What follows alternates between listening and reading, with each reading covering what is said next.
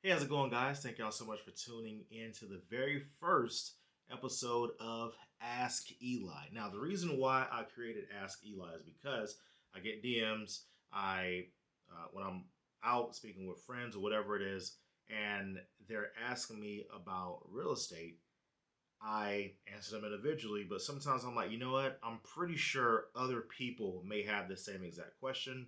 So what I started to do is I'll be like, hey, if you have your question, I'll answer it, but go ahead and send it to me so I can ask it on Ask Eli. Now, moving forward, now that this is live, whatever question you have, you can put in the comment section below and I will add it to the next episode of Ask Eli. Now, first question. Oh, this is a big deal. First question. It's Gabrielle to you. Okay. All right. That's kind of intense. But it's Gabrielle to you. Her question is, how can a beginner navigate the process of getting their first deal? The MLS versus wholesaling. Now, first, Gabrielle, thank you so much for sending this question in. Now, when it comes to finding your first deal, I never tell people to go on the MLS to find their first deal, mainly because I find that it's very competitive. And once it's on the MLS, pretty much everybody has access to that deal. What I like to do is I like to go off market. So as far as what can you do to get a off market deal, right? And I would say not the MLS. I would recommend actually reaching out to wholesalers in your market. A great way that you could do that is by getting on their buyers list. So one way you could do that is go on Google and type in "we buy houses" in your city, right? A ton of listings or different sites are going to come up. Call those individuals, let them know that you're an investor and you want to be added onto their list. So that's one way that you could do it. The better way that I would recommend doing this is going on Facebook groups and typing in "we buy houses" or "wholesaling" or something along those lines and look up wholesaling communities that's in your cities. So wholesaling Houston, wholesaling Orlando, we buy houses Orlando, distressed properties, joint venture, all these different terms is what I would use, and I'll type in your city, and there'll be tons of groups that's there. Now, you will click on the group, and once you're accepted, then you'll write a post. Hey, my name is Gabrielle. I am an investor in the whatever market. Please send me your deals. Here is my email address, right? And within 24 to 48 hours, you're going to start having a whole bunch of emails that are coming your way. And now, I must warn you, most of what you're going to receive is going to be trash. But that's up to you to actually go through, do your due diligence, and look up what the actual comps are in the area for that particular property and look up those photos and have an idea for what the repair cost is going to be and see if the numbers make sense for you, right? Now, you can have a contractor go with you to see the property so that they can give you an estimate for those, but I have an ebook that I can give you guys access to. If you want access to the ebook, just go ahead and DM the word ebook or write in the comment section below. I'll go ahead and get that over to you guys. But there's a section there and it tells you how to actually evaluate what the repair costs will be for that particular property. So, Gabrielle, great question. And the second part is how do you get your first deal as a wholesaler?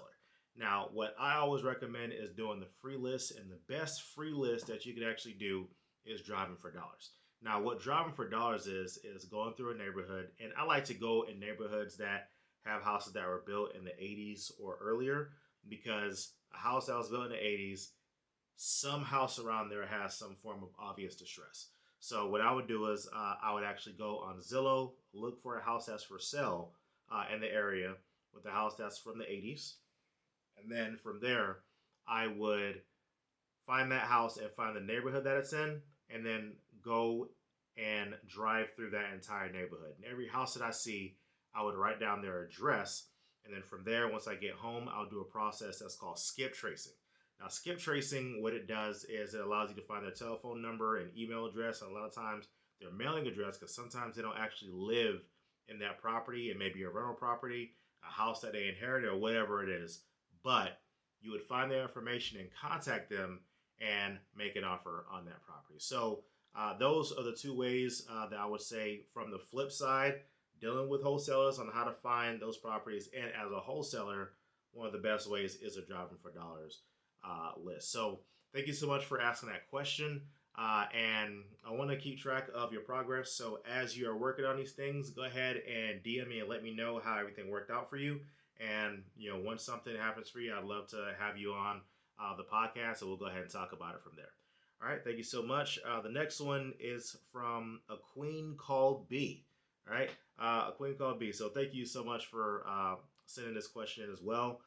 So her comment is, "Hey Eli, when it comes to wholesaling, should you focus on a niche or multiple types, and which do you find the most success in?" So B, thank you so much for sending in this question.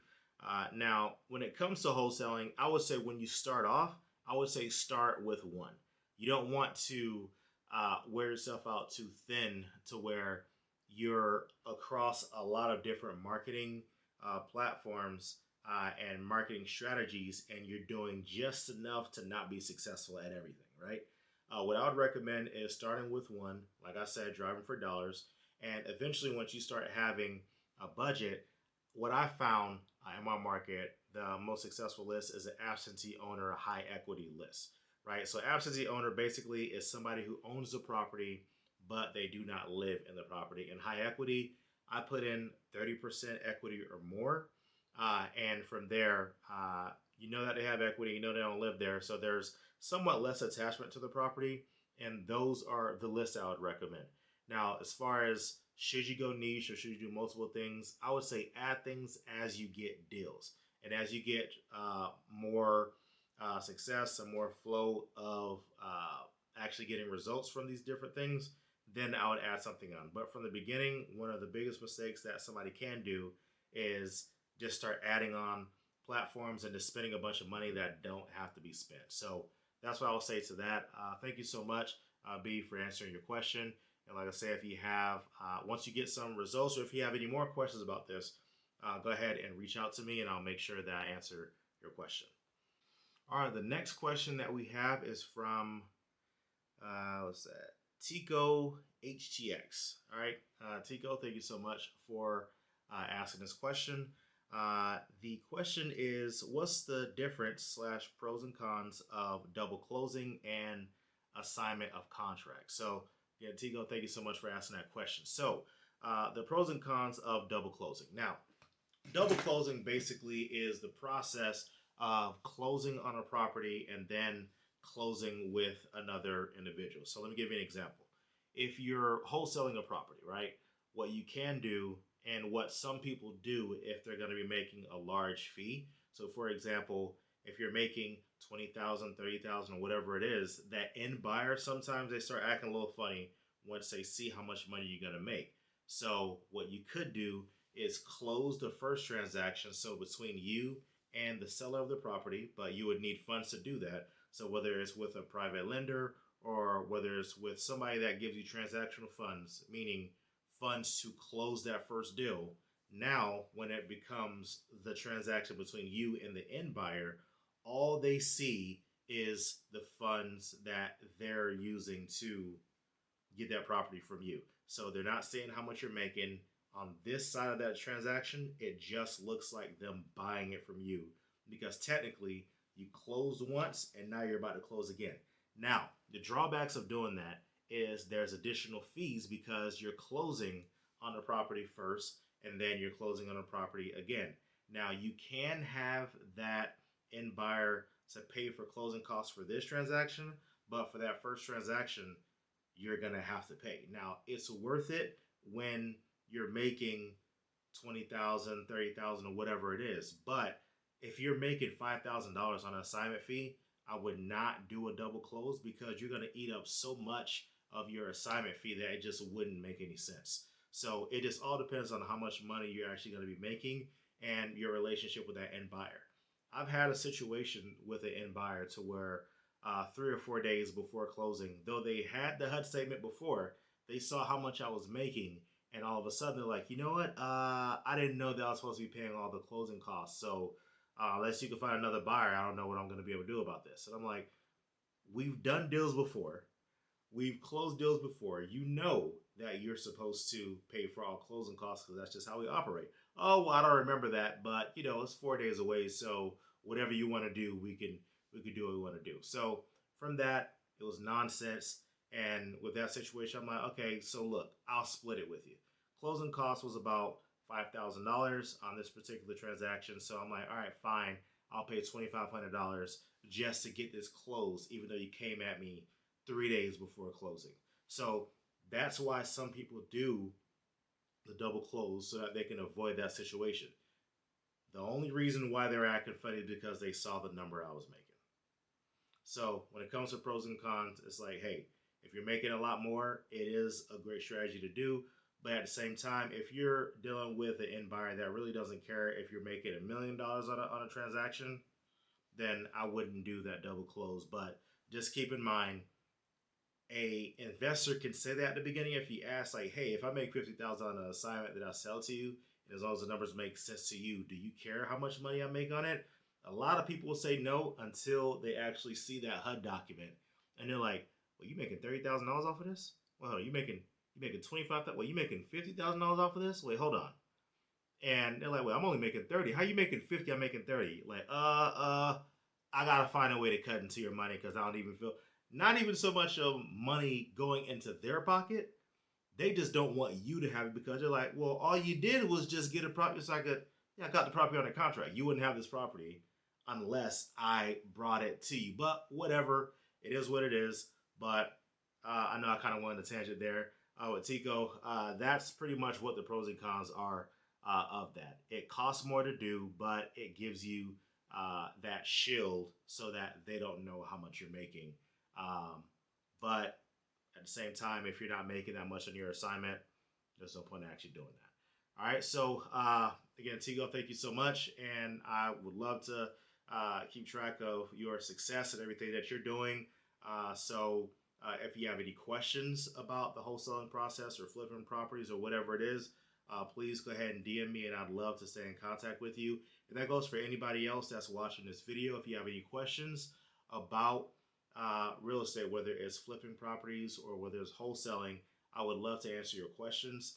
So go ahead and put that in the comment section below.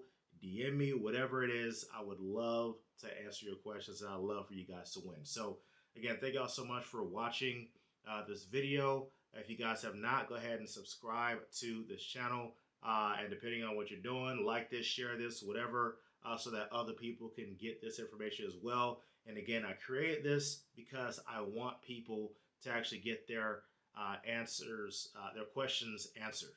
So at the moment, we don't have a mentorship or formal mentorship to where someone can pay us to do like one-on-ones. All we do is just events. We do about 1 or 2 events a year, and that's what we meet people in person. It's a small group, and we have about like 6 to 8 hours worth of just knowledge that we're just giving people. And then from there, we'll have Q&As from there. So that we do a couple times a year. We actually have one that's coming up in January. But once I get more details on that, then I'll go ahead and let everybody know. But in the meantime, this is my way of giving value to you guys. And so go ahead and drop your questions, and I'll answer them to the best of my ability. But with that being said, thank y'all so much. And I cannot wait for you to get your first or next deal. Y'all take care.